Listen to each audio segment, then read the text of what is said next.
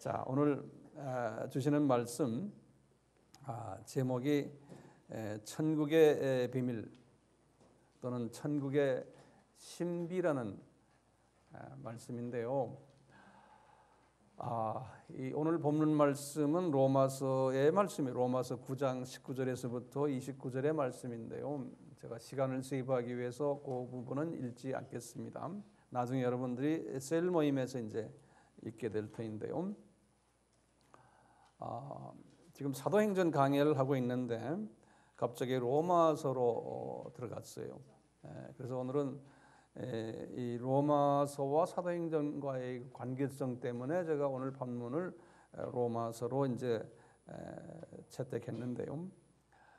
지난 시간에 우리 말씀을 간단히 섭렵해 보면요. 지난 시간에는 그 베레아의 그 신사적 유대인에 관한 이야기 기억나시죠? 이 베레아에 갔을 때는 유대인들의 반발이 없었어요. 바울이 놀랄 정도로요.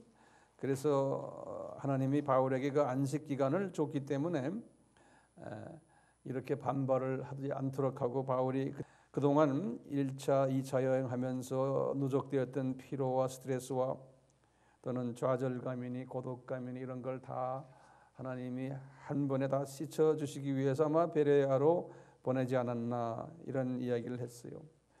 왜냐하면 이제 베레아를 떠나서 그 다음 도시들 이제 아덴과 고린도는 이 영적 전투를 크게 해야 되는 두 도시가 기다리고 있기 때문에 영적 군사로서 한번 안식이 필요하다라는 차원에서 베레아 사람들의 그 입을 막지 않았나 이렇게 본다고 지난 시간에 우리가 말했어요.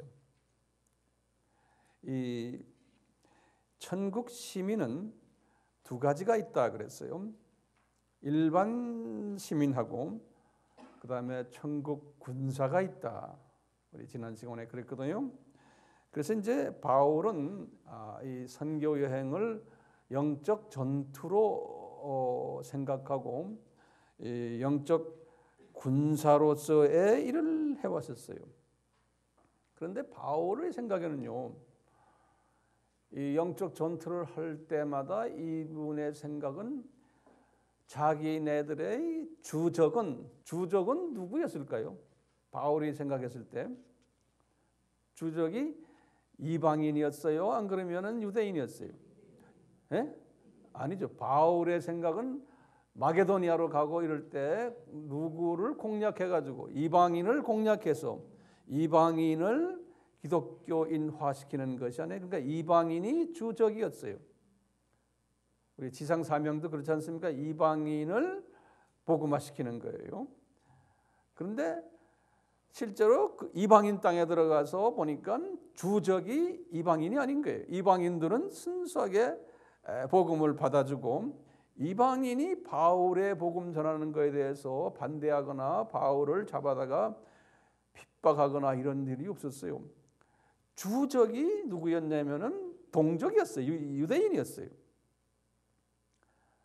여기에서 바울에게 갈등이 있었던 거예요. 왜 내 민족은 과거 아브라함부터 시작해서 2000년 동안 예수님의 정체성을 설명해 주기 위해서 고생을 많이 했는데 왜 내 민족은 소수, 자기를 포함한 소수만 복음을 받고 거기에 대해서 감격하고 감사하게 생각하고 나머지 대다수의 유대인들은 왜 복음의 반대 그룹들이며 복음의 원수들이 되냐 이거예요. 여기에 대한 갈등이 바울에게 심했어요. 굉장히 심했어요. 그러니까 바울이 말이죠. 이 문제를 1차 여행 때도 해결 못하고 2차 여행 때도 해결을 못했어요. 이 문제, 이 갈등이요. 지금 어디까지 왔어요, 이분이? 베레아까지 왔어요. 베레아까지 왔는데도 이 문제가 해결이 안 되는 거예요. 그리고 나중에 이제 이분이 아덴을 가가지고 고린도까지 갔었어요. 이 문제를 해결을 못 받은 거예요. 그래서 이분이 고린도에 갔다가 나중에 에베소에 잠깐 들렸다가 이제 안디옥 교회 자기 본교회로 간 것이 2차 여행이 끝나는 거거든요. 이제 3차 여행을 다시 시작할 때 또 이 문제가 해결이 되지 않았어요. 그래서 쭉 있다가 3차 여행은 주후 53년에서 57년 아닙니까? 주후 53년에서 57년인데 쭉 가다가 57년 될 때 3차 여행이 거의 끝날 때예요. 그때 이분이 고린도에 있었거든요. 고린도에 있으면서 로마서를 썼어요. 주후 57년에 3차 여행 제일 마지막 때예요. 로마서를 쓰시면서 이분이 로마서 1장에서 8장까지의 복음의 진수를 성령님께 받고는 그 다음에 이 문제로 고민을 하는데 성령님께서 이 문제를 바울에게 가르쳐 주시는 거예요.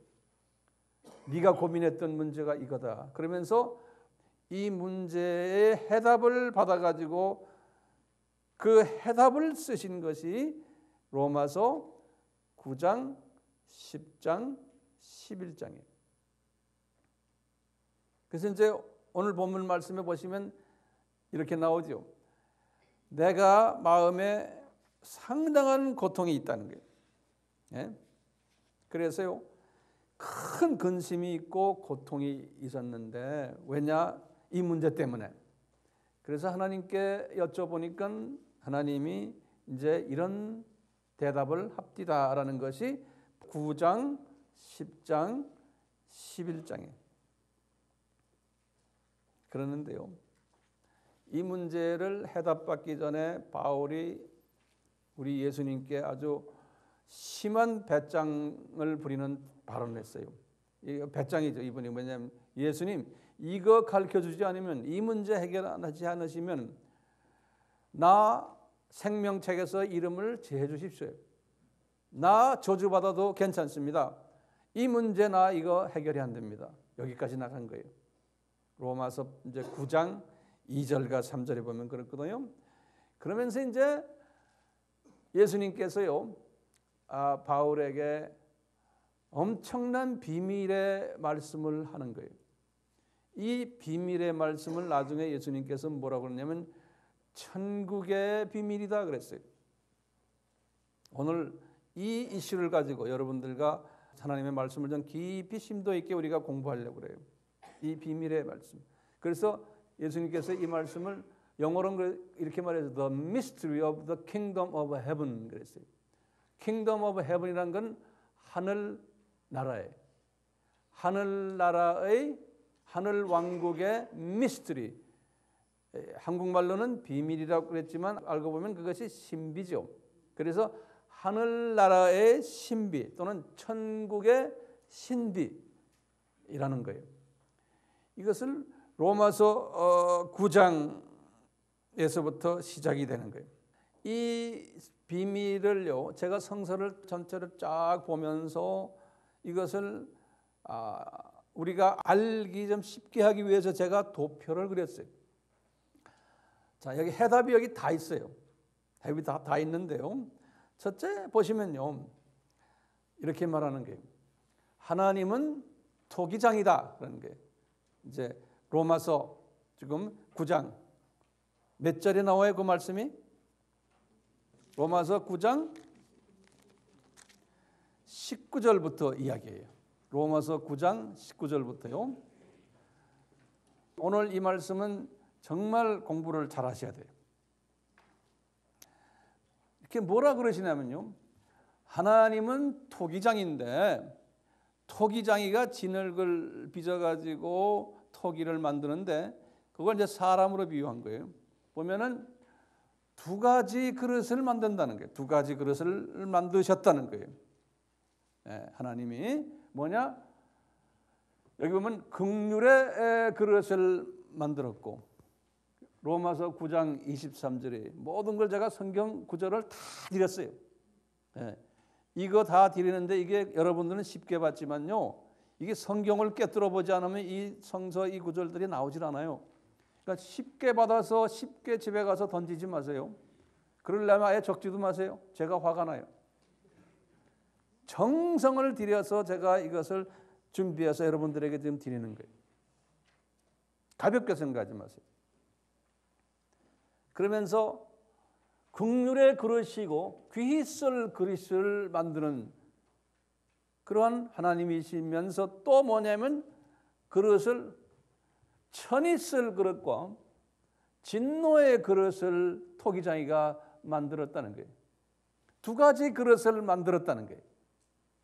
그래서 로마서 9장 21절과 로마서 9장 22절에는 이렇게 천이 쓸 그릇, 진노의 그릇 두 가지의 그릇을 만드셨다는 거예요.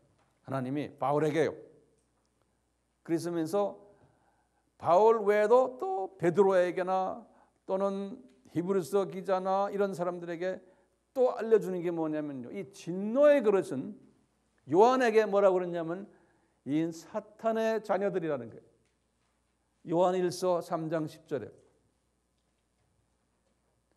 또는 베드로에게 하시는 말씀이 보세요. 상당히 많아요. 베드로는 아주 강하게 표현했어요. 이성 없는 짐승들이라는 거예요. 이 진노의 그릇들은요. 유다서 10절, 베드로후서 2장 12절에 또는 베드로에게 하시는 말씀이 저주의 자식들이라는 거예요. 베드로후서 2장 14절에 또는 베드로에게 하신 말씀이 베드로후서 2장 19절에 멸망의 종들이라는 거예요. 또 히브리서에는 4장 3절에는 안식에 못 들어가는 자들이라는 거예요. 베드로에게는 또 그런 사람들은 개나 돼지나 같다는 거예요. 짐승과 같다는 거예요. 베드로후서 2장 22절에 사도 요한에게는 하신 말씀이 요한일서 3장 10절에 사탄의 자녀들이라는 거예요. 그리고는 요한계시록 20장 12절에 보면 죽음의 책에 기록된 이름이 기록된 자들이라는 거예요. 이렇게 하나님이 질그릇을 빚을 때 이런 천이 쓸 질그릇, 진노의 질그릇을 만드셨다는 거예요. 이와 동시에 바울에게 하시는 말씀이 귀히 쓸 그릇을 만들었는데 요한에게 말씀하시기를 하나님의 자녀들이라는 거예요. 요한일서 3장 10절에 사도행전 누가에게도 말씀하시고 18장 10절 또 요한복음 1장 12절 하나님의 자녀들이라는 거예요. 귀히 쓸 그릇, 긍휼의 그릇 또는 안식에 들어가는 자, 생명책에 이름이 기록된 자, 예수님의 은혜를 받은 자들이라는 게 자기가 잘나서가 아니고 예수님의 은혜를 받은 자들이라고 바울은 계속 이야기해요. 로마서 3장 14절, 로마서 11장 5절, 에베소서 2장 5절 8절 이렇게 두 가지의 사람이 있다는 거예요.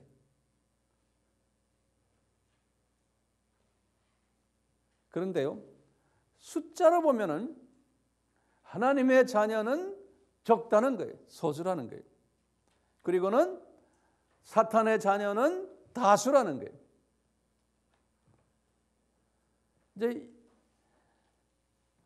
과거 2000년, 4000년 인간의 역사, 6000년 인간의 역사를 보아도 그렇고요.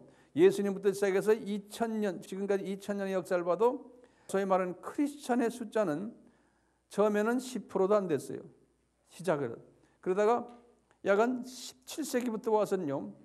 약간 20, 한 4, 5%로 가다가 요새 와서는 약간 30%에서 32, 3%예요. 과거 한 200년 동안은 약간 30%에서 왔다 갔다 해요. 기독교인의 숫자가 전체 인구에 로마 가톨릭까지 다 포함했어요. 그러니까 지금도요, 아무리 전도라고 아무리 교회가 열심히 복음을 전해도요, 그 퍼센테이지는 30% 안팎에서 벗어나질 못해요.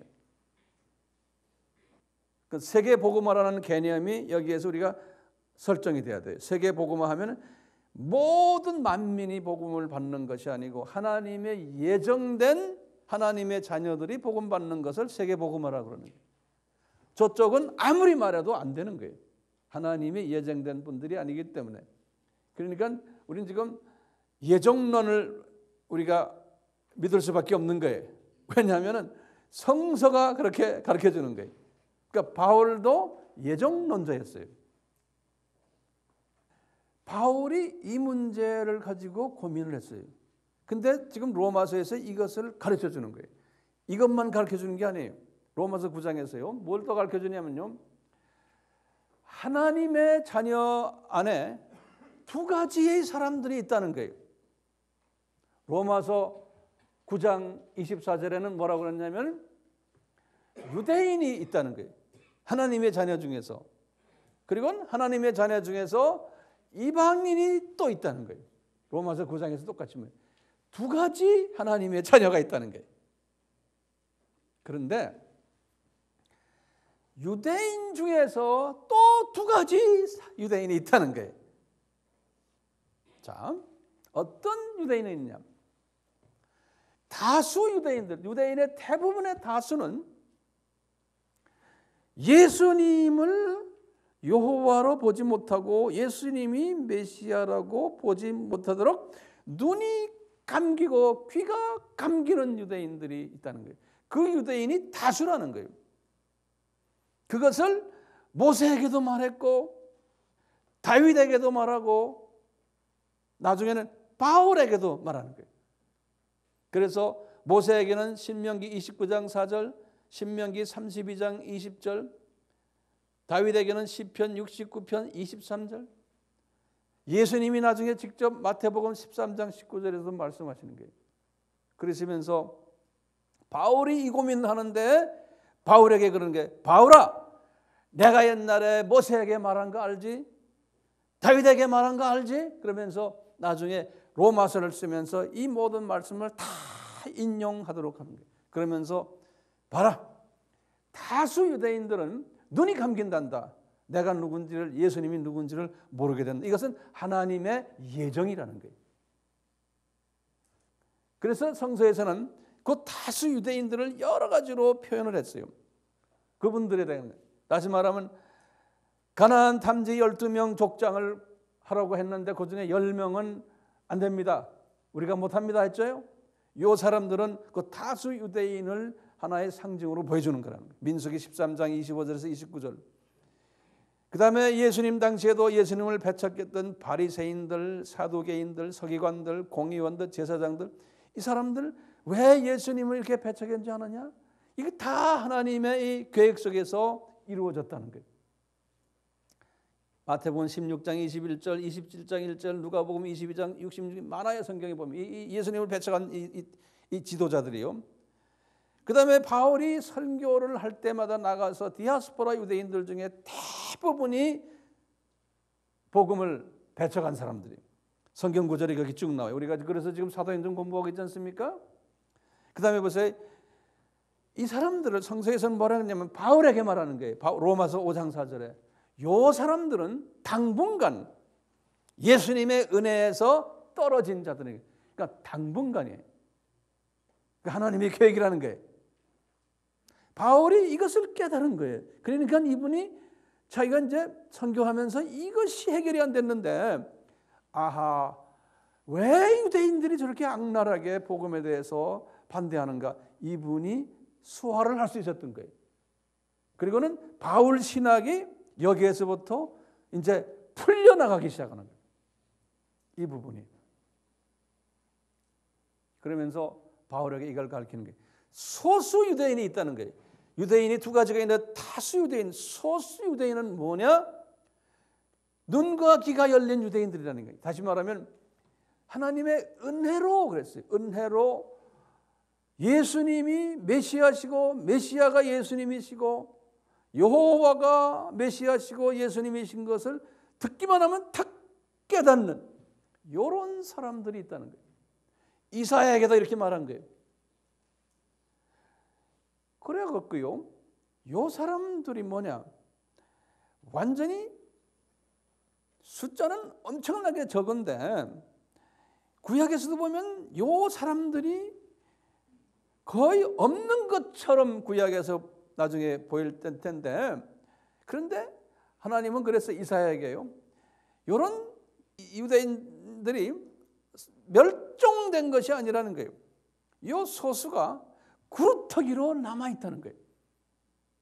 구루터기란 말은 스탬프라고 그랬어요. 영어로는 STUMP라고 그래요. 뭐냐, 우리가 나무를 다 베버리면 밑에 뭐가 남잖아요. 그걸 구루터기라고 그러잖아요. 그것을 렘넌트란 말, 우리가 렘넌트란 말 많이 썼죠. 남은 자. 요 구루터기를 남겨놨다는 거예요.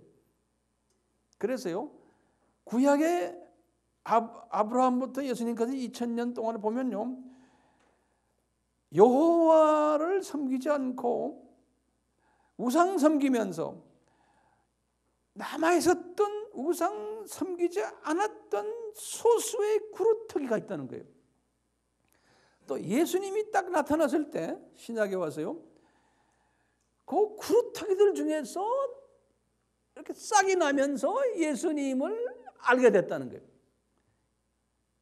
12 제자들도 그 구루터기들이라는 거예요.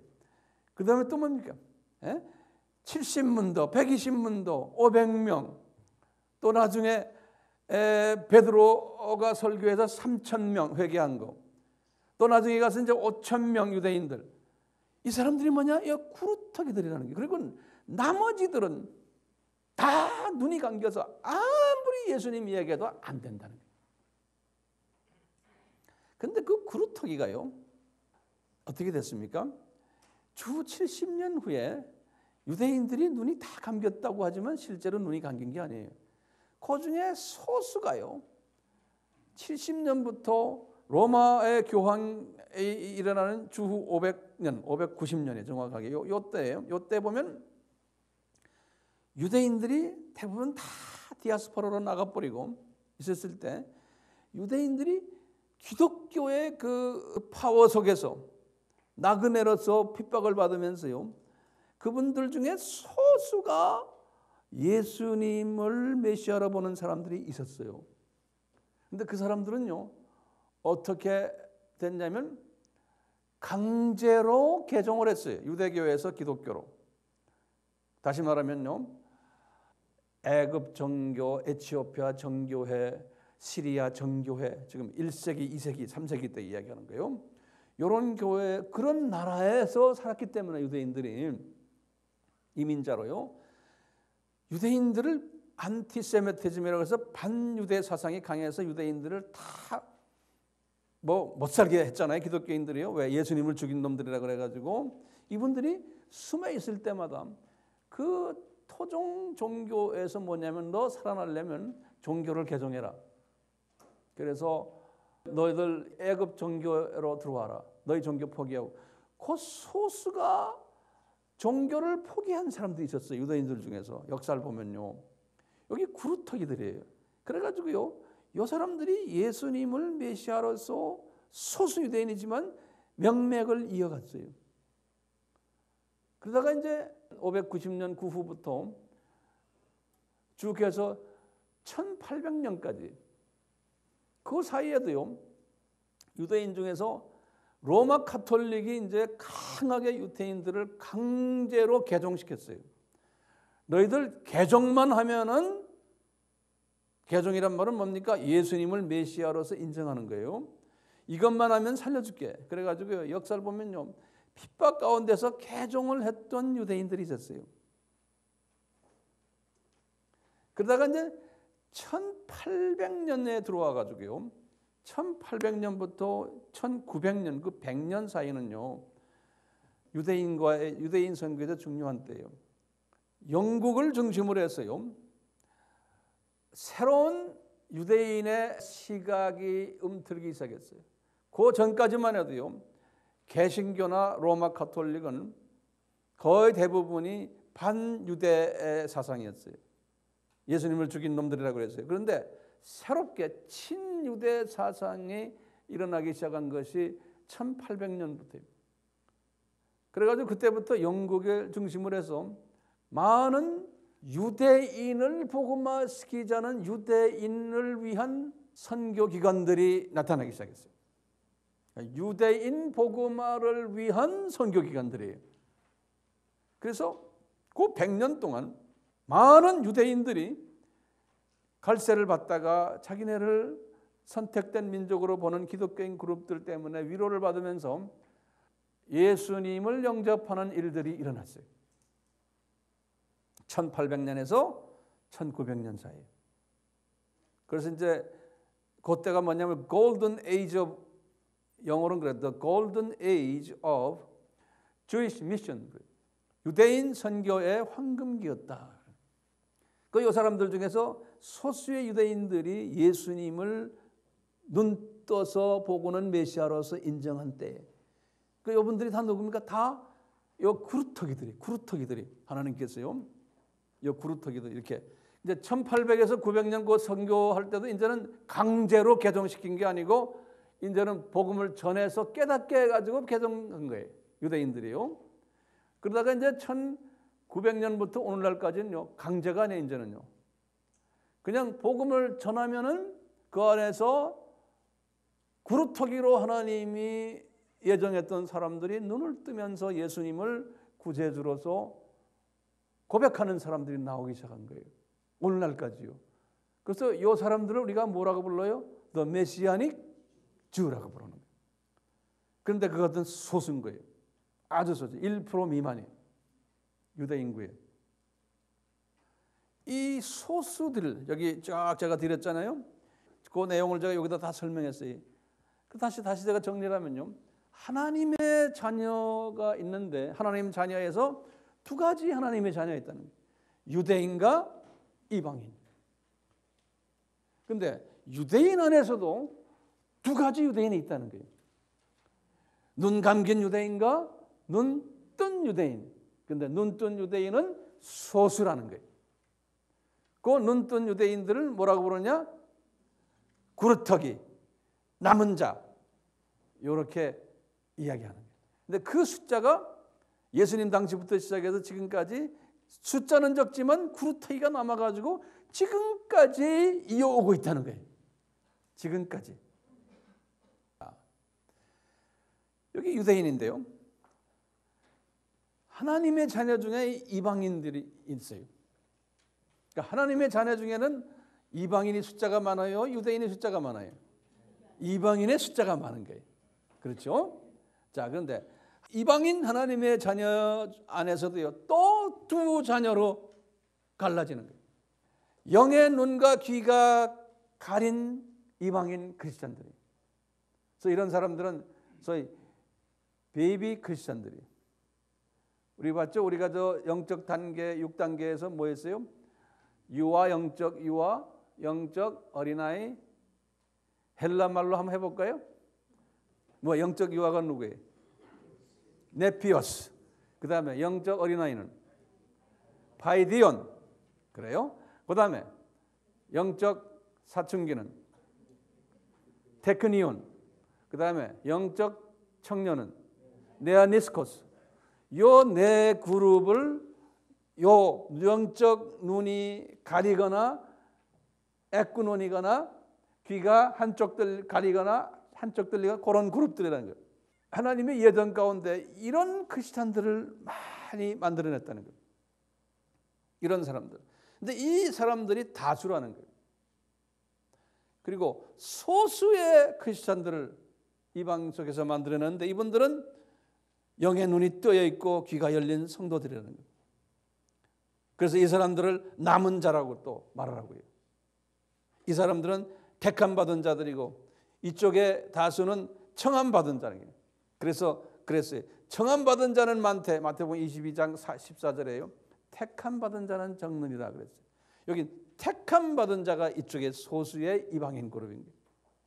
이 사람들은 뭐냐? 들림 받는 사람들이고 양의 성도들이고 저쪽엔 염소의 성도들이고 지상 계명과 지상 사명에 순종하는 자들이고 신령한 자들이고 천국을 유업으로 받는 자들이고 영적 아들과 아버지 또는 팔복의 성도, 이렇게 구별된 소수의 그룹들을 의미하는 거예요. 이 도표를 이렇게 한번 제가 정리를 해봤어요. 이 도표를 보면요, 우리의 이성으로는 이해 못하는 부분이 상당히 많아요. 그래서 예수님은 이 도표 내용을 가지고 한마디로 뭐라고 표현했냐면 이것이 천국의 비밀이라는 거예요.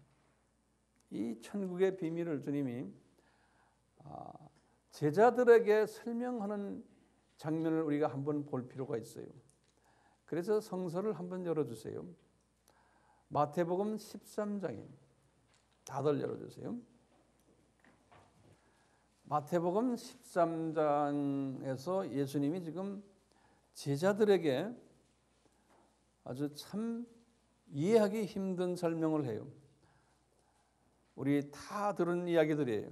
그렇지만 다시 한번 좀 정리를 한번 다시 한번 해봅시다. 마태복음 13장 10절에서 19절인데요.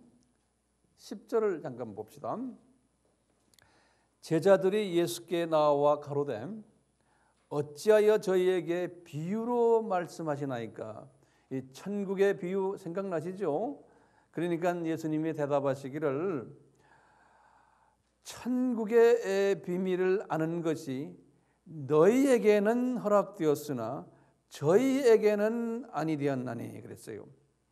자, 그러면 너희는 누구고 저희는 누굽니까? 너희는 제자들이에요. 그러니까 지금 여기에서 보면 지금 유대인 가족이 이야기하는 겁니다. 유대인 가족이요. 유대인들. 너희는 하니까 지금 누굽니까? 이 소수 그룹들이에요. 이 소수 그룹들에게는 허락이 됐지만 저희는 누굽니까? 지금 유대인 중에서 지금 예수님을 배척하는 분들이 누구예요? 바리새인, 사두개인, 서기관, 공의원, 제사장, 이 그룹들이에요. 다수의 유대인들이에요. 저희들에게는 허락이 안 되었다는 거예요. 이 천국의 비밀을, 이 도표를 이해하는 것이 저들에게는 눈이 감겼다는 거예요. 너희들에게만 제자들아 열려 있다는 거예요. 똑같아요. 지금 이런 메시지를요, 같은 크리스천을 해서 다 이해하는 게 아니에요. 이해하는 사람들만 있어요. 왜 그래요? 그건 은혜 받은 자들이에요. 은혜 받았다는 것은 딴 이야기 아니에요. 저 소수 그룹으로 하나님이 선택을 받은 자들은 이런 것을 듣고는 탁탁탁 소화가 되고 이해가 돼요. 또 그렇지 않는 사람들 더 많아요. 자, 그 다음에 12절 보세요. 12절 보시면 제가 이제 여쭤보겠습니다. 12절에 계속해서 주님이 하시는 말씀이에요. 제자들에게 무릇 있는 자는 받아 넉넉하게 되되, 이 말이 뭡니까? 무릇 있는 자는, 그 다음에 무릇 없는 자는 그 있는 것도 빼앗기리라. 이 말씀이 좀 여러분들 날 좀 도와주세요. 이게 무슨 말이에요? 갑자기 왜 이런 말씀하세요? 지금 그러니까 이 말씀하실 때는 항상 앞에 내용과 비교하면서 그 내용과 연계되게끔 해서 해석을 해야 돼요. 딴소리 하시면 안 돼요. 무릇 있는 자는 할 때 그 앞에 11절에 뭐라 그랬어요? 천국의 비밀을 아는 것이 너희에게는 허락되었으나 저희에게는 아니 되었나니, 무릇 있는 자는 받아 넉넉하게 되되 무릇 없는 자는 그 있는 것도 빼앗으리라. 이게 어떻게 해석이 돼요? 무릇 있는 자라는 말을요. 이 말은 뭐예요? 무릇 있는 자라는 건요, 은혜로 택함 받아서 눈을 뜬 자들은, 예? 그러면 어디에 대해서 눈을 떴다는 거예요? 구약의 여호와가 예수님이고 그분이 메시아고 하나님의 아들이고 구세주고, 내가 다시 말합니다. 적으세요. 은혜로 택함 받았는데 눈 뜬 자는 영적으로 눈을 떴다는 거예요. 그래가지고는 구약의 여호와가 메시아고 예수님이고 그분이 하나님의 아들이고 구세주고 이것이 깨달아지는 거예요. 이건 은혜로요. 이런 사람이 있는 자에게는 받아서 더 깨닫게 넉넉하게 계속 하늘의 비밀을 알려주겠다는 거예요. 이런 사람들에게는. 예? 이거 너무 많습니다. 그만 해도 막 부어주겠다는 거예요. 예? 이 영계의 비밀을. 그런데 무릇 없는 자는, 지금 없는 자들은 누굽니까? 이 예수님 바리새인들, 사두개인들, 서기관들, 공의원들, 이 사람들이 아무리 지금 알려고 해도 예수님에 대해서, 예수님이 이런 분이다라고 이야기해도 이게 눈이 감기고 귀가 감겨가지고 이게 안 되는 거예요. 이런 사람들은 더 안 보이도록, 더 못 모르도록, 있는 것도 뺏어가겠다는 거예요. 그러니까요, 이거 우리가 인본주의적으로 생각할 때는요, It's not fair. 하나님이 공정하지 않습니다. 왜 이러십니까, 하나님이? 많은 기독교인들이요, 하나님을 이해할 때 자기의 인본주의적 사고로 이해하는 거예요.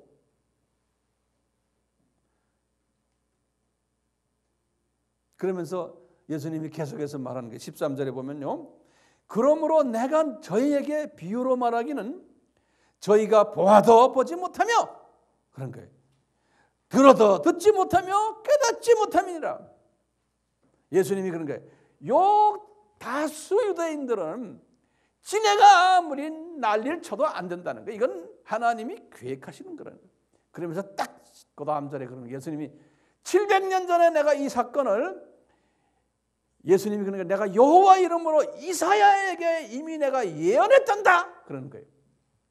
700년 전에. 그러면서 그 이사야에 예언한 말씀을 딱 인용하시는 거예요. 예수님이 14절에 이사야에게 예언이 저에게 이루었으니 일렀으되, 그러면서 이사야에서 6장 9절에서 10절을 예수님이 딱 인용하시는 거예요. 이미 이사야에게 줬다는 거예요. 이사야는 뭣도 모르고 그걸 받은 거예요. 그냥 받았는데 알고 보니까 예수님이 딱 확인하시는 거예요. 뭐냐? 너희가 듣기는 들어도 깨닫지 못할 것이요 보기는 보아도 알지 못하리라. 이 백성들의 마음이 완악하여져서 그 귀는 듣기에 둔하고 눈은 감았으니 이는 눈으로 보고 귀로 듣고 마음으로 깨달아 돌이켜 내게 고침을 받을까 두려워함이 하니. 예수님이 지금 무슨 말씀하시냐면, 이 사람들 내가 눈 감겨놓고 귀를 감아놨는데 이 사람들이 이거 눈을 뜨고 귀를 열면 안 된다는 거예요. 이건 고침받으면 안 된다는 거예요. 예? 그러니까 예수님이 지금 제자들에게 하는 말이, 저 사람들, 바리새인들, 사두개인들, 서기관들 나를 핍박하지, 저 사람들 핍박해야 된다는 거예요. 저 사람들은 그래서 눈이 감기고 귀가 감겨 있어야 되지, 그래야만 된다는 거예요. 만약에 쟤들에게 자세하게 넘어와서 눈이 떠지면 안 된다는 거예요. 이것이 우리 이성으로 이게 해결이 안 되는 거예요. 여러분들, 이 자리에 앉은 사람들 중에서도요, 황 목사님 저 무슨 말씀하시지? 나 도저히 이해가 안 돼. 이런 사람은 할 수 없어요. 내가 그 이상 어떻게 합니까? 이 이해가 안 되는 사람은 뭐라고 그래요? 예수님, 저 이거 이해하도록 좀 은혜 주세요. 이렇게 겸손하게 하는 길밖에 없는 거예요. 왜 이거 뭐 안 돼? 나 이해 못하겠어. 못하면 할 수 없어. 어떻게 해요? 그렇지만 여기 있는 분들은 거의 내가 볼 땐 99%는 다 이해하는 것 같아. 눈을 보니까. 근데 한두 명은 아직도 이해 못하는 사람이 있는 것 같아. 자, 16절 보세요. 그러나 너희의 눈은 봄으로 너희의 귀는 들음으로 복이 있도다. 17절에 내가 진실로 너희에게 이루는, 예수님이 진실이라는 거예요. 진짜로 내게 말하노니 많은 구약의 선지자와의 구약의 의인이 너희 보는 것을 보고자 하여도 보지 못하였고 너희 들은 것을 듣고자 해도 듣지 못해. 왜냐하면 구약의 사람들은 신약에 와서 실제로 여호와가 성육신 되어가고 이렇게 말하는 거예요. 구약 사람들은 이런 기회가 없었다는 거예요. 아무리 선지자고 의인이었더라도 너희들은 특별이라는 거예요. 우리 신약 사람들은 그런 의미에서 상당히 특별히죠. 이 말씀하시면서요, 그 다음으로 그냥 이어나가는 거예요. 18절에 그런즉 씨 뿌리는 비유를 들으라 그러는 거예요. 그러면서 갑자기 씨 뿌리는 이야기를 딱 하시는 거예요.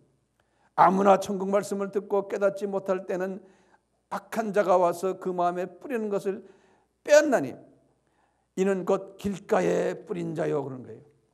자, 그렇다면 여러분들 날 좀 도와주세요. 지금 이 말씀과 연결돼서 길가에 뿌렸다는 것은 어떤 사람들이에요? 씨는 뭡니까? 복음이에요. 복음이 뭡니까? 예수님의 정체성이에요.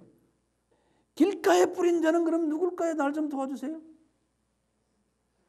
두 가지로 우리가 이해될 수 있는 거예요. 이 길가에 뿌린 자들은요, 씨를요, 이 씨는 벌써 길가에 뿌리는 게 아니잖아요, 본래요. 사람들 걸어다니는 단단한 길가에 씨 뿌리는 농부가 어디 있습니까? 그러니까 이 씨, 복음을 길가에 뿌린 자라는 것은요, 첫째는 뭐냐? 마귀의 자녀들을 비유할 수 있어요. 이 양반들. 두 번째로 또 비유가 되는 게 뭐예요? 길가에 뿌렸다는 건요. 지금 여기서는 지금 누구를 지금 초점을 두고 하고 예수님께서 유대인 중에요, 눈, 귀 가린 유대인을 쳐다보면서 지금 하시는 말씀이거든요. 그러니까 요 사람들로 우리가 볼 수 있는 거예요. 확대 해석하면은 사탄의 자녀까지 되지만요. 그러니까 이 길가에 씨 뿌린 자 하면은 두 가지로 우리가 보는 거예요. 좁은 의미에서는 지금 눈, 귀 가린 요 유대인들 모습이고, 더 확대 해석하면 누구 모습이에요? 사탄의 자녀들까지의 모습으로 보면 돼요. 그 다음에 돌밭에 뿌렸다. 이 말은 잘 보세요. 돌밭이라는 것은 밭이 있는데 밭에 여기저기에 큰 돌들이 있는 거예요. 밭에. 그런데 돌 꼭대기에 보면 흙을 약간 덮어놨어요. 돌들이. 그 겉으로 보면 돌같이 보이지 않는 거예요. 근데 씨는 그 돌에다 뿌리면 안 되죠, 실은요. 씨는 밭에다 뿌려야 되잖아요. 그런데 지금 예수님 말씀이 돌에다 뿌렸다. 돌밭에. 그래서 보면요, 천국의 말씀을 듣고 돌밭에 뿌렸다는 말, 요건 해석을 잘 보세요. 이는 천국 말씀을 듣고 즉시 기쁨으로 받는 자예요. 그러나 그 속에 뿌리가 없어서, 근데 한국말로는 뿌리가 없다라고 써놨어요. 근데 뿌리가 없다는 말이 아니고요, 영어 성경을 딱 보시면 이렇게 써놨어요. Not firm root. 다시 말하면 뿌리는 있는데 firm이라는 건 뭐예요? 아주 튼튼히 딱 뿌리가 고정되어 있지 않다는 거예요. 뿌리는 있는데. 그래서 잠시 견디다가 말씀으로 인하여 환난이나 핍박에 일어나는 때는 곧 넘어진다 그랬어요. 그러니까 넘어진다는 말의 표현은 뭡니까? 뿌리가 있어가지고 싹이 나왔다는 거예요. 싹이 나와서 지금 넘어진다니까 뭐예요? 가지까지 있는 거예요. 그렇죠? 그러니까 넘어지는 거예요. 자, 그러면서 보세요. 그러면 이건 어떤 사람이에요? 천국 말씀을 듣고 기쁨으로 받았다. 이 사람은 크리스찬이 아니에요. 크리스찬으로 볼 수밖에 없죠. 왜냐? 복음을 듣고 받았어요. 받아가지고 뿌리까지 내렸어요. 근데 깊은 뿌리가 아니에요. 돌 위니까. 그래가지고 이 가지까지도 다 나왔어요. 그런데 핍박이, 환난이 있으니까요, 그냥 넘어져 버리는 거예요. 자, 이런 크리스찬은 어떤 크리스찬일까요? 영적 유아로 보면 되겠어요. 또는 영적 어린아이.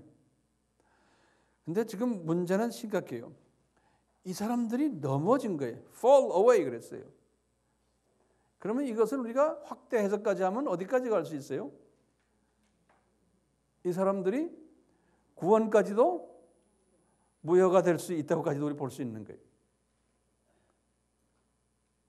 예컨대 다원주의나 이런 것이 와서 그냥 공격을 하면 그냥 넘어져 버리는 거예요. 종교다원주의.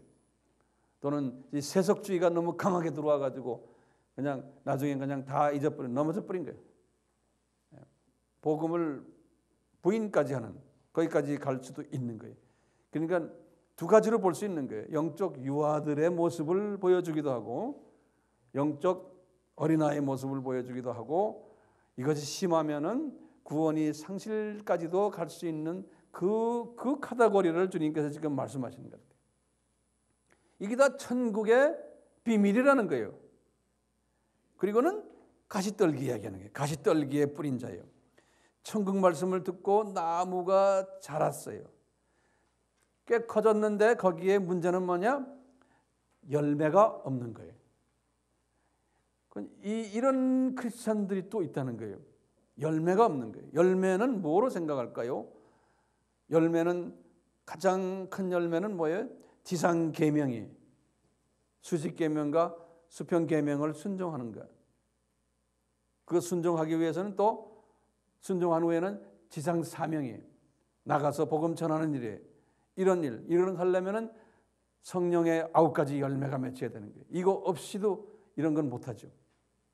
그러니까 이런 열매가 맺혀 있지 않는 크리스천들, 영적 사춘기나 영적 청년기의 크리스천으로 이해가 될 수도 있어요. 이 사람들은 어떤 사람들이냐? 세상의 염려로 살고 있고 예수님이 하신 말씀에 돈, 재리의 유혹 때문에 말씀이 막혔기 때문에 그렇다는 거예요. 거기다 써놓은 예수님 하신 말씀이에요. 우리는 그냥 돈 걱정, 그저 자녀 걱정, 세상 걱정 이것만 하다 보니 하나님의 말씀이 막혀버렸다는 거예요. 왜 하나님의 말씀이 막히면 열매를 못 맺어요? 하나님의 말씀은 영의 영양소 아닙니까? 그렇죠? 영양소예요. 이 영양소를 먹어야지만 영의 눈이 뜨고 이 세상을 보는 시각이 변해야 되는 거예요. 이 물질관과 세계관이 변해야 되거든요. 이 하나님 말씀을 잡수시면은 우리가 크리스천으로서 이 세상은 나그네 세상이구나. 이 세상을 보는 시각이 달라져야 되는데 그러면 세상 웬만한 문제들은 내가 짚고 넘어갈 수 있는데 그것을 해결을 못하는 거예요. 왜? 영양소가 없기 때문에 말씀의 영양소가 없어서 시각의 변화가 오지 않았기 때문에 그런 거예요. 이런 사람들이 주님이 많을 것을 말씀하시는 거예요. 지금 이방인이나 유대인 중에서요, 이 다수가 이 그룹 속에 들어갑니다. 유대인 중에서도 유대인 크리스찬 중에서도 그 중에서도 소수만 그렇지 다수는 또 이런 그룹에 들어가고요. 그러니까 요 지금 가시떨기의 요 크리스찬들은 이 다수를 이야기하는 크리스찬을 이야기하는 것 같아요.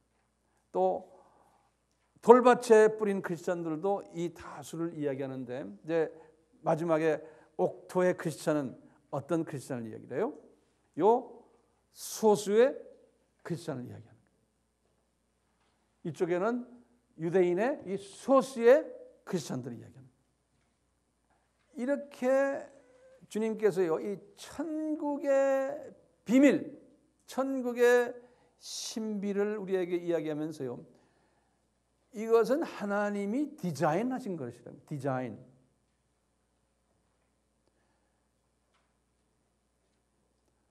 하나님이 디자인하셨다는 거예요.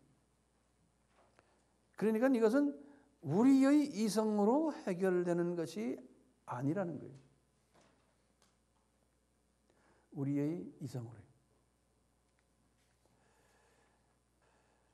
예수님이 12 제자들은 지금 이 문제를 해결받았나요? 바울은 지금 이 도표의 이 천국의 신비 문제를 해결받았어요. 로마서를 쓰시면서 이분이. 근데 12 제자들을 보면요, 이분들은 그분들의 편지를 들여다봐도 이 문제를 해결한 내용들이 없어요. 그분들의 편지를 봐도요. 그리고 12 제자들은 이 문제를 가지고 예수님께 심각하게 질문한 내용도 없어요. 그러고 보면 이분들은 좀 단순했던 것 같아요. 그런데 그런 질문을 하지 않아도 예수님이 제자들에게요, 여기에 대한 이야기를 3년 공생애 때 제자들에게 비친 이야기들이 있어요. 이 천국의 신비를. 그 중에 하나가 지금 우리가 지금 보면 마태복음 13장이에요. 그렇죠? 또 요한복음에도 비친 게 있어요. 그걸 좀 적어보세요. 제가 칠판에다 안 적었기 때문에요. 요한복음 9장 39절이에요. 나중에 이제 디스커션 해보세요. 또는 요한복음 12장 37절에서 41절이에요. 거기 내용을 쭉 보시면은 예수님이 지금 하나님의 이 천국의 신비에 대해서 말씀하셨어요. 그러니까 이게 3년 공생애 때 제자들이 들었지만 제자들이 이것을 그렇게 심각하게 들질 않았어요. 제가 요한복음 12장 37절 41절에 나오는 내용을 간단하게 읽어보면요, 예수님이 그런 거예요. 너희들 이사야에게 내가 한 말 너희들 알지? 내가 그것을 이루기 위해서 내가 이 땅에 왔다 그러시면서요, 유대인들이 왜 저렇게 악랄하게 저러는지 아느냐? 나를 영접 안 하고, 그것은 이사야서 6장 9절에서 10절을 예수님이 인용하세요. 저희의 눈은 멀게 하시고 저희의 마음을 완곡케 하셨으니 이는 저희로 하여금 눈으로 보고 마음으로 깨닫고 돌이켜 내게 고침을 받지 못하게 함이라 하였다. 아까 마태복음의 말씀 그대로 또 말씀하시는 거예요. 요한복음 9장 39절에도 그랬어요. 예수께서 가라사대 내가 심판으로 이 세상에 왔으니 보지 못하는 자들은 보게 하고 보는 자들은 소경되게 하려 함이라 그랬어요. 여기 무슨 말씀이에요? 예수님이 지금 제자들에게 하시는 말이에요. 보지 못하는 자들은 보게 하고, 여기 누굽니까? 여기 이방인들이에요. 이방인들은 나를 보게 하고, 그 다음에 보는 자들은 소경되게 하겠다는 거예요. 보는 자들은 누굽니까? 유대인이.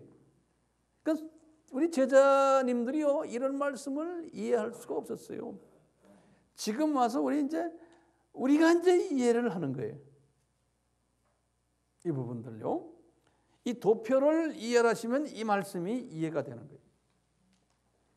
요한복음 7장 34절에 보시면 이런 말씀 주님이 하셨어요. 너희가라는 것은 바리새인들과 대제사장들 또 이제 서기관들이에요. 너희가 나를 찾아도 만나지 못할 터이요 나 있는 곳에 오지도 못하리라. 낙원이에요. 이제 좀 있으면 낙원 가시잖아요. 너희들은 그렇다는 거예요. 그렇다고 해서 유대인들을 완전히 지옥 자식으로 만든 건 아니잖아요. 지금 이게 이렇게 하나님께서 하셨다는 거예요. 나중에 이제 좀 더 자세히 보세요. 자, 이제 내가 거의 이제 결론을 이야기하겠는데요. 다음에 중요한 제목이 있어요. 하나 적어 놓으세요. 예수님의 재림과 유대인과의 관계성이에요. 예수님의 재림과 유대인과의 관계성이에요. 거기에 7가지 포인트가 있어요. 그건 하나하나 잘 적어주세요. 첫째로요, 예수님 재림 전에 유대인 복음화가 완성되지 않는다는 거예요. 우리가 이제 예수님이 언제 올지는 모르지만 그래도 가까이 예수님이 오신다라고 우리 믿고 있잖아요. 그런데 예수님 재림 전에는 유대인이 다 복음화되느냐? 아니라는 거예요. 유대인의 일부만 복음화가 된다는 거예요. 어떻게 하느냐? 예수님이 하신 말씀이 있어요. 마태복음 10장 23절에 예수님이 이런 말씀하셨어요. 이 말씀은 아주 굉장히 중요한 말씀인데요. 그랬어요. 내가 진실로 너희에게 이르노니, 예수님이 하신 말씀이에요. 이스라엘의 모든 동네를 다 다니지 못하여서 인자가 오리라 그랬어요. 이 마태복음 10장은 이제 이스라엘 땅으로 다니면서 너희들 한번 전도해봐라 그런 얘기가 전도로 파송하는 이야기인데, 그러면서 예수님이 시간을 자기의 재림으로 옮겨가지고 그러는 거예요. 그 당시에 제자들은 이 말씀 이해 못했어요. 근데 지금 우리는 이해해요. 뭐냐면 우리가 이스라엘 사람 복음화를 하기 위해서 내가 너희들 파송해 버렸는데 아무리 해봐라, 이스라엘 사람들이 모든 동네가 다 다니지 못하여서 인자가 온단 말은, 인자가 올 때는 이스라엘 사람들이 아직도 다가 복음화가 안 된다는 거예요. 하나님의 계획이에요. 두 번째는요, 예수님 재림 전에 메시아닉 주들이 나타난다는 거예요. 예수님 재림 전에. 다시 말하면 예수님 재림 전에 유대인 중에서 예수님을 구세주로 믿는 사람들이 나타난다는 거예요. 그것은 이미 에스겔에게 이미 예언하셨어요. 에스겔서 37장 2절에서 6절에 골짜기의 마른 뼈들이 생기를 받게 되고 그분들이 예수님이 여호와인 줄을 알게 된다고 그랬어요. 생기를 받는다는 건 메시아닉 주들이 나타난다는 소리예요. 이런 것은 이미 지금부터 한 100년 전부터 일어났던 이야기거든요. 더 자세하면 한 200년 전부터 일어났었어요. 구체적으로요. 아까 제가 말씀 잠깐 드렸잖아요. 예수님이 마태복음 23장 39절에도 이런 말씀하셨어요. 세 번째 포인트는요. 예수님 재림 전에 예루살렘 성전이 재건된다는 거예요. 이건 다니엘서 9장 27절 다니엘에게도 말했고요. 이 다니엘에게 말씀하신 것을 예수님이 다시 확인을 했어요. 마태복음 24장 15절에 마태복음 24장 15절에 예수님이 확인했어요. 그리고 바울에게도 말씀하셨어요. 데살로니가 후서 2장 1절에서 4절에. 자, 네 번째로요. 예수님 재림 전에 성도가 들림을 받을 텐데 들림 받기 직전에 성도들이 들림 받는 사람들 소수의 사람들이에요. 남은 자들, 택함 받은 자들이 들림 받는데요. 이럴 때 그건 이방인 성도들이에요. 유대인이 아닙니다. 그럴 때 메시아닉 주 유대인의 메시아닉 주의 숫자가 14만 4천 명이 된다는 거예요. 계시록 7장 1절에서 8절이에요. 다섯 번째로요. 메시아닉 주들은 들림받지 못한다는 거예요. 이 사람들은 공중 혼인잔치에 참여를 안 하는 거예요. 마태복음 22장 1절에서 14절에 예수님이 말씀하셨어요. 그 다음에 여섯 번째로 메시아닉 주들은 7년 환란 때 유대인 복음화 사역을 하고 거기서 순교당하고 그리고는 예수님 지상 재림할 때 부활하게 되는데 그래서 예수님을 만나는데 그리고는 천년왕국 때 예수님과 함께 왕노릇을 한다 그랬어요. 요한계시록 20장 4절에. 일곱 번째로 예수님이 말씀하신 말씀인데요. 모든 유대인이 언제 다가 복음화가 되느냐? 예정된 이방인이 다 크리스천이 됐을 때, 하나님이 예정한 이방인들이요. 이때가 언제냐? 심판 직전이에요. 천년왕국이 끝나면서 심판 일어나는 직전이에요. 계시록 20장 7절에서 10절, 또 마태복음 24장 14절이에요. 이 천국 복음이 모든 족속에게 전파되느니 그제야 끝이리라. 요거 이제 마태복음 24장 14절 요 끝은 심판 직전이에요. 자, 그러면 제목을 바꾸세요. 오늘날 유대인의 정의가 뭐냐? 유대인, 어떤 사람을 유대인으로 말하느냐? 유대인의 정의에 두 가지 정의가 있어요. 첫째는요, 세속적인 정의가 있어요. 세속적인 사람들이 말하는 유대인의 정의가 있어요. 그 중에 첫째가 뭐냐면요, 모계주의예요. 모계주의. 어머니, 여자. 다시 말하면요, 어머니가 유대인이면 다 유대인이에요. 남편이 이방인이든 관계없어요. 하여튼 여자가 유대인이면은 유대인으로 보는 모계주의, 오늘날 유대인들이 보는 유대인은요. 두 번째는요, 개종주의. 이 말은 뭐냐면요, 이방인들이라도 유대교로 개종하면은 유대인으로 보는 거예요. 그러니까 우리들도 유대인이 될 수 있어요. 또 세 번째로요, 세속적인 정의 중에서 세 번째로 유대교 종속주의예요. 이 말은 무슨 말이냐면요, 우리가요, 유대인 중에서 우리 메시아닉 주 같은 사람들이에요. 이 사람들이요, 종교를 바꿨어요. 기독교로. 그러면요, 유대인의 족보에서 폐기가 돼버려요. 그러니까 유대교 그 안에 종속되지 않는 사람, 다시 말하면 종교를 바꾸면은 유대인이 아니 되는 거예요. 아무리 유대인이라도, 아무리 어머니가 유대인이고 아무리 유대인 피가 100%가 있어도, 그러니까 이분들은 유대교에 종속되느냐 아니냐에 따라서 유대인을 구분하는 거예요. 이런 부분에서요. 그런데 성서적인 정의는 달라요. 성서적인 정의는요,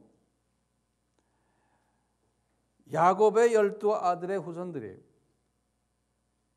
그러니까 부계주의예요. 부계주의. 또 우리가 14만 4천에 관한 말씀이 계시록 7장 1절에서 8절에 기록되어 있거든요. 근데 14만 4천을 요한이 어떻게 기록했냐면 12지파 이름을 주르륵 재면서 한 지파마다 12,000명을 이야기했어요. 네? 그런데요, 신기한 게요, 단 지파가 빠져버렸어요. 거기 계시록 7장 1절에서 8절을 보면 단 지파가 없어요. 그 대신에 단 지파를 빼놓고는 요셉의 아들인 므낫셋을 집어넣었어요. 그리고는 에브라임도 없어요. 므낫셋이 단 대신에. 그래서 이제 단이 왜 빠졌냐 이거예요. 어떤 사람들은 우리 한국 사람들이 단지파라고 그래요. 그래서 만약에 우리 한국 사람이 단지파의 후손이라면 12,000명이 뭡니까? 지금 우리는 지금 몇 천만 명이 크리스천이 단지파들이. 우리가 단지파라면요. 그러니까 단지파 대신에 누굴 집어넣었다고요? 므낫셋을 집어넣었어요. 자, 그렇다면 오늘날 지금 유대인 14만 4천이 정확하게 말하면 성서적 유대인을 카운트해야 되는 거예요. 오늘날 이 부분에 대해서는요, 메시아닉 주의 여러 가지 그분들의 그 리더들이 쓴 글이나 이런 걸 내가 이렇게 보면요, 메시아닉 주가 지금 오늘날 몇 명 있냐면 어떤 분들은 10만 명, 어떤 분들은 20만 명, 어떤 분들은 30만 명까지도 막 봐요. 예. 그러면 만약에 30만 명이라 한다면은 그분들은 메시아닉 주를 어떻게 해서 카운트하냐면은 세속적인 정의를 가지고 카운트한 거예요. 이방인들 중에서도 종교를 바꾼 사람들이 다 포함하는 거예요. 그 다음에 모계사회만 카운트하는 거예요. 그러다 보니까요, 지금의 20만 명이 정확한 숫자예요, 아니에요? 정확한 숫자가 아닌 거예요. 그러니까 정확한 숫자는 어떻게 아느냐? 이건 예수님밖에 모르는 거예요. 예수님께서 보시기에 지금 이 12지파, 지금 계시록 7장에서 나오는 이 12지파의 므낫셋까지 포함한 단은 빼고 이 숫자가 14만 4천이 된다는 거예요. 이럴 때 들림 사건이 일어나겠다는 거예요. 자, 내가 이제 말씀을 좀 정리해야겠어요. 간단하게.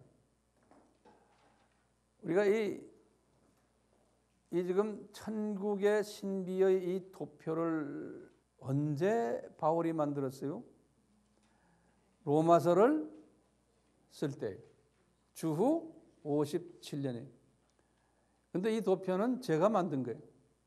바울이 여기저기다 말한 걸 제가 종합해서 만든 거예요. 그렇지만 이 도표가 우리에게는 상당히 중요해요. 저에게도 중요해요. 이 도표를 딱 보면서 우리가 깨닫는 것들이 있어요. 뭐냐? 첫째 깨닫는 게 뭐냐? 아하, 하나님의 자녀의 숫자는 사탄의 자녀의 숫자보다 훨씬 적구나 하는 걸 우리가 첫째 깨닫는 거예요.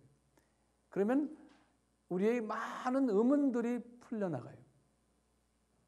그리고 우리가 전도할 때도 설명해 줄 수 있어요, 사람들에게. 그렇지만 이 설명을 아무리 해도 못 알아듣는 사람은 못 알아들어요. 이거에 반발하는 사람이 더 많을 거예요. 두 번째로 깨닫는 건요, 유대인 숫자는 적구나, 이방인 숫자는 많구나. 이것은 우리가 쉽게 깨달아요. 세 번째 깨닫는 것은요, 유대인의 중에서도 소수만 눈을 뜨고서 예수님을 인정하는구나. 다수는 예수님을 부인하는구나. 거기다가요, 요 다수가 예수님을 부인하는 그룹들이 소수의 크리스천 유대인들을 핍박하는구나. 이것을 바울이 깨달은 거예요. 그래서 바울이 이것을 깨달은 후부터는 이제는 아하, 당연히 내가 핍박받아야 되는 거야까지 이제 결론이 된 거예요. 오늘날도 유대인들은요, 메시아닉 주들을 엄청나게 핍박을 해요. 오늘날도요. 족보에서 다 뽑아버리고 아주 그냥 아주 나쁜 사람들로 해버려요. 자, 네 번째로요, 이방인 크리스천 중에서 대부분이 명목상 크리스천들이구나, 썬데이 크리스천들이구나, 세속적인 크리스천들이구나. 그러다 보니까 이방인 교회도 마찬가지로 세속화되어 있고 권력화되어 있고 돈 좋아하고 다투고 분리하고 경쟁하고, 심지어는 우리나라도 있지만 돈 선거하고 봉투 선거하고, 이거는 당연히 있는 거구나. 대다수의 크리스찬들은 이 그룹 속에 있구나라는 것을 과거 2000년 기독교 역사 속에서도 보여줬지만, 이것은 하늘나라의 천국의 신비라는 거예요. 그리고는 소수의 크리스찬들은 예수님화되어 있고 지상 계명과 사명에 순종하는데, 이 소수는 다수의 크리스찬들에 의해서 배척받고 미움받고 핍박받고 죽임까지 당한다는 거예요. 이방인들에게서, 안 믿는 사람에게서 당하는 게 아니고 믿는 하나님의 자녀들에게서 당한다는 거예요. 이것이 천국의 신비라는 거예요. 이 소수의 크리스찬들이 이런 어려움 속에서 지상 계명과 지상 사명을 순종하고 이분들에 의해서 천국이 확장된다는 거예요. 복음이 확장된다는 거예요. 이 신비를 바울이 깨달은 거예요. 왜 이런 신비를 만들었습니까? 이러면 아마 천국은 계급사이기 때문에 이렇게 미리 하나님이 다르게 만들어 놓은 거예요. 높은 그룹에 있는 사람들은 소수여야만 되기 때문에 소수를 하나님이 이렇게 하지 않았나, 이렇게 우리가 이성적으로 이해할 수밖에 없어요. 자, 그렇다면 이 천국의 신비를 우리 인간의 이성으로는 이해할 수가 없어요. 불가능해요. 어떻게 그러면 이해합니까? 그러니까 주님이 주시는, 성령님이 주시는, 우리 주님이 주신 은혜로 성령님의 기름 부으심이 우리에게 임해야 돼요. 성령님의 가르치심이 우리에게 임해야 돼요. 성령님의 지혜가 임해야 돼요. 이 성령님의 조명하심이 우리에게 임해야지만 이 신비를 소화할 수가 있고, 이 신비를 소화한 사람이 하나님께 감사하고 찬양드리며 경배하며 영광을 올릴 수 있는 거예요. 그러니까 우리는 이 신비를 깨닫게 하기 위해서 성령님의 기름 부으심과 가르치심과 지혜와 조명하심이 임하기를 간구해야 되는 길밖에 없어요. 감사한 것은 여기 앉아있는 여러분들은 이 은혜를 받았기에 제가 이 말씀을 이렇게 도표로 그려서 설명할 수가 있어요.